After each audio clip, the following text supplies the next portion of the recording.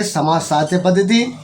साहित्य के इतिहास के लेखन में समाज साहित्य पद्धति यानी मार्क्सवादी द्वंद्वात्मक भौतिकवाद के सिद्धांत पर आधारित है। मार्क्सवाद यानी मार्क्सवाद क्या है? प्रगतिवाद। और प्रगतिवाद क्या है?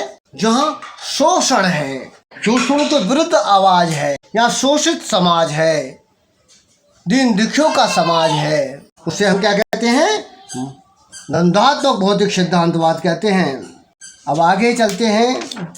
इस प्रकार की विधायक पद्धति को समाज साहित्य पद्धति दोनों का सकुशल उपयोग किया जाना साहित्य के इतिहास लेखन के लिए हितकारी और महत्वपूर्ण है।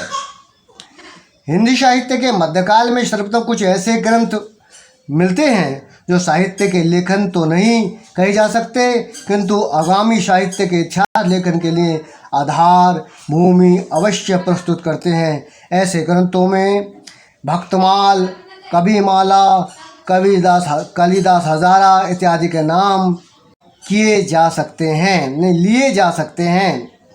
अब क्या प्रश्न आता है? ये प्रश्न बहुत आता है इनमें से कौन सा ग्रंथ जीवनी परिचय से संबंधित नहीं है, यानी हिंदी के साहित्य से संबंधित नहीं है, मतलब कवियों के जीवन परिचय से संबंधित नहीं है। इनमें से कौन सी पुस्तक कवियों के जीवन परिचय से संबंधित नहीं है, संबंधित है?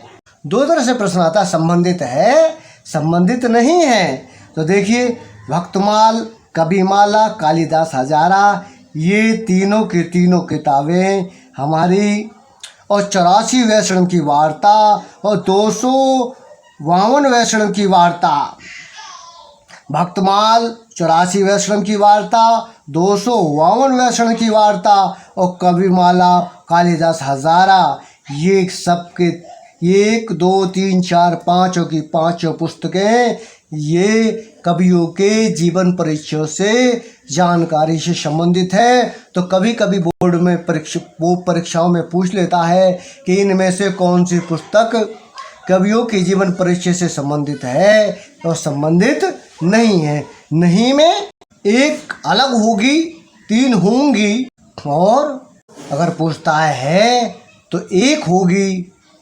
इस तरह से प्रश्न आपको जानकारी है, आपने परीक्षा दी है, आप पढ़ रहे हैं, तो इस तरह के प्रश्न निकल कर आते हैं। तो इन प्रश्नों को भी आपको बहुत ही ध्यान से देखना होगा।